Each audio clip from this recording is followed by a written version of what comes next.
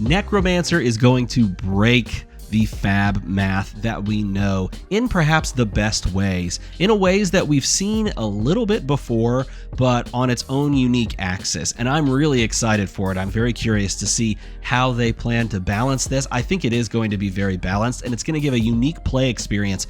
But if it's allowed to do the things that it wants to do, it very well could break the FAB math that we know in the best ways possible. Gravy Bones Shipwreck Looter here is a pirate necromancer hero. Yes, we combined the two. We introduced two new classes and said, why not let them both combine together? A 4 intellect, 40 health hero that says instant, tap, because that's the tap symbol, destroy a gold you control, draw a card, and then discard a card. And that combo, especially the discard a card, actually works nicely with his secondary effect, which says if a blue card has been put into your graveyard this turn, you can play cards with Watery Grave from your graveyard. So, for example, if you draw a card, then discard a blue card from your hand, whether that's the one you drew or not.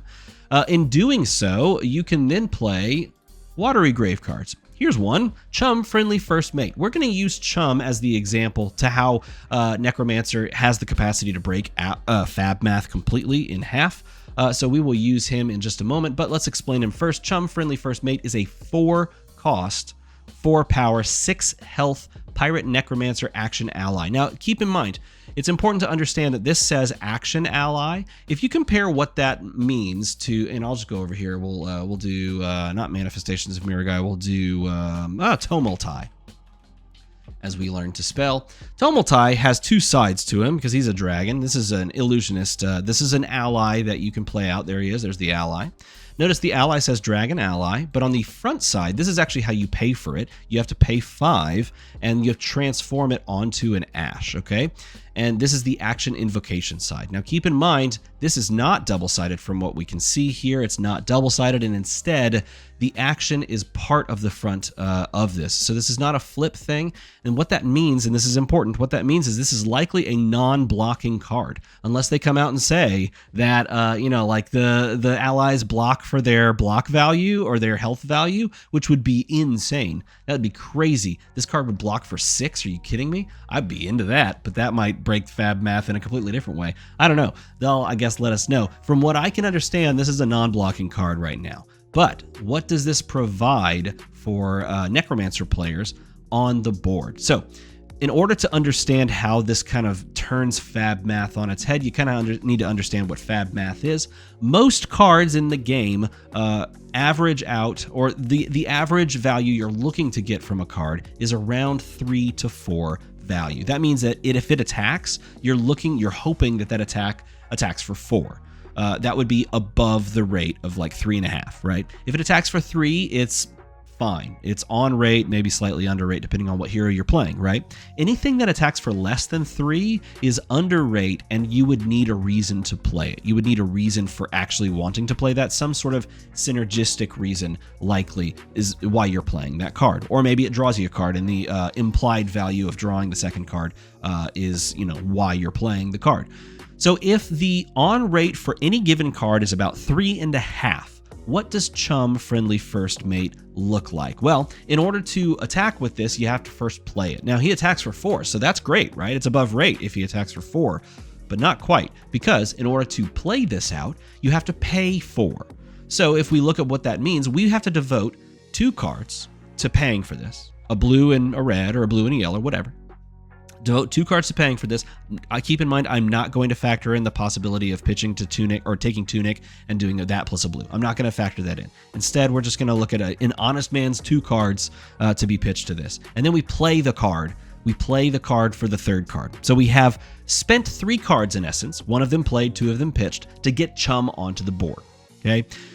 So if we look at the value of that at 3.5 per card, we're looking at 10.5 points of value that we've spent in order to get Chum out there. And then we attack for 4. Now, keep in mind, he attacks for free. You don't have to pay anything. But then the damage comes across, and it tries to deal 4 damage. So if we attack once with this hero, or in this ally, excuse me, then we have spent 10.5 points of value to send 4 damage. That's very bad. That's really not good. Okay, that's a bad sequence for you. If you do that enough times in the game, you lose the game. Okay, that's how that works.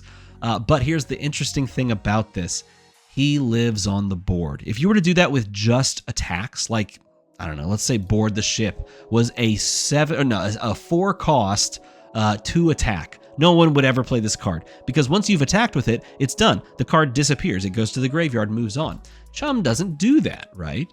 Chum stays on the board. So the interesting thing about these dragons in the past and ward auras like Manifestations of Miragai, things like that, is that they survive from turn to turn and they imply value the longer it survives. So the implication is that if I can, keep this around, if this thing can survive for 2, 3, 4 turns, then I start going above rate.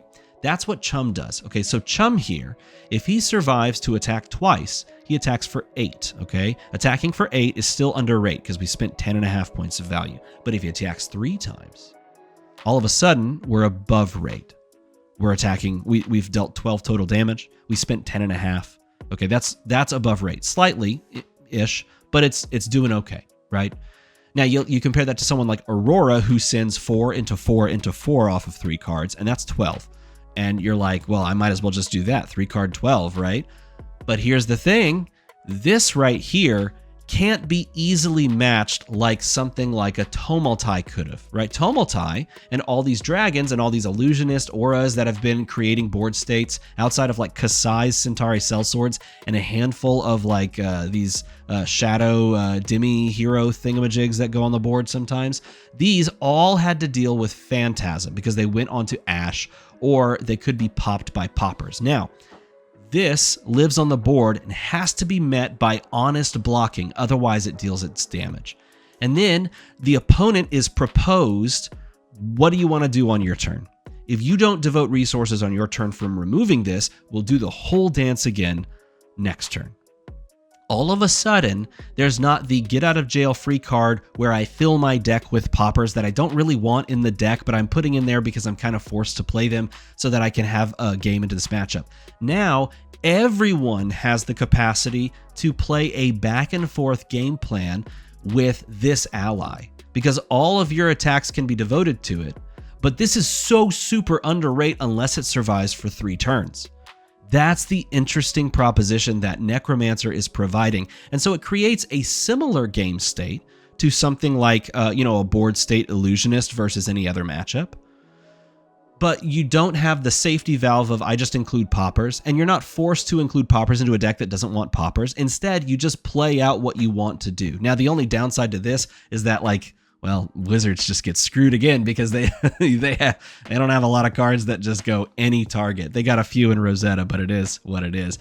So that's the interesting value game plan that something like Chum highlights. Now, it's not just highlighted by Chum, and you don't have to just play these, but Rigor Mortis was another one that was shown. It's a 1 cost, 6 power, 1 health ally. Now, this ally dies to like everything, right? You sneeze and this thing dies.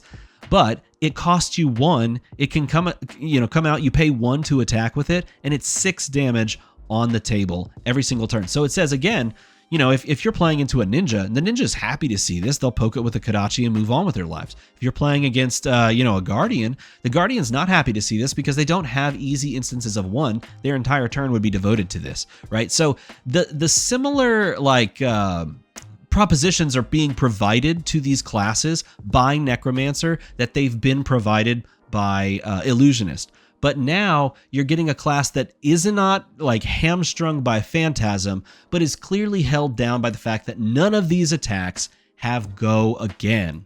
So you're either being asked to play defensively, like I'm just going to play one of these and then defend and then attack with it and play this back and forth type thing and make them answer it, or by playing a more aggressively slanted thing with Paddle Faster, which gains go again, if you tap an ally you control, and then you send the ally at the end. I'm very much hoping that they do give Necromancer a more aggressive slant.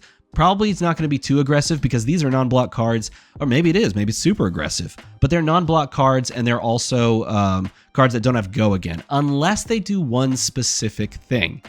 Incorporate Gold Kiss rum. And that actually brings me to an interesting point. For those that have noticed, for the past couple of videos, I have been repping the IntoTheAM new like classic t-shirt. These things are incredibly soft, very durable. I am upgrading my entire t-shirt wardrobe after 5 years of like these barren, like kind of torn up shirts. I'm getting a bunch of these ones because they are literally the best. And IntoTheAM reached out to be part of this channel. They wanted me to join in with them.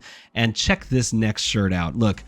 If you like rum, take a look. This is the Bourbon Pirate shirt right here. I am getting this shirt and I am repping it at all my high seas events. If you want to join me in doing that, there's a link in the description. You can go down and pick this one up alongside of me. And heck, I'm going to ask them if they can maybe do a discount on this shirt so a bunch of like FAB people can rep this at the high seas pre-releases, because I think it'd be incredible if you are popping Gold Kiss rum and wearing like the Gold Kiss rum t-shirt for high seas. IntoTheAM, by the way, super comfortable shirts. You should really check them out. Link it in the description to use an affiliate code they gave me to support the channel and get some of the best quality shirts, the most comfortable quality shirts as well. And that ties into the Gold Kiss rum here, because instant tap it, destroy the Gold Kiss rum. You tap your hero specifically, and your next action this turn gets go again. Now, this is the best part of the rum. Your hero can't untap unless they're a pirate. So if you drink too much rum, you're just tapped. You're tapped out. But if you're a pirate,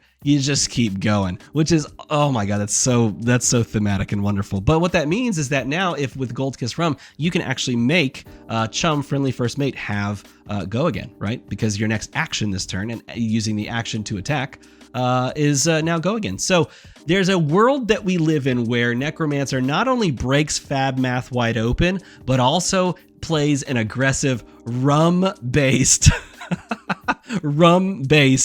aggro list with allies drinking rum as the liquid goes through them, literally and figuratively, and gives them the ability to go again. So this is where we live with Pirate Necromancer, and oh my God, would it be great if Gold Kiss rum was like a key, like gold and Gold Kiss rum. That's where we need to be. So if you're hyped for this class, let me know in a comment below. But if you're more interested in checking out what you can do on the actual seas, not under the depths, but on the actual high seas, firing giant harpoons, check out the video from a couple of days ago talking all about Marlin. As always, everybody, make the number go to the other number, and thanks for watching.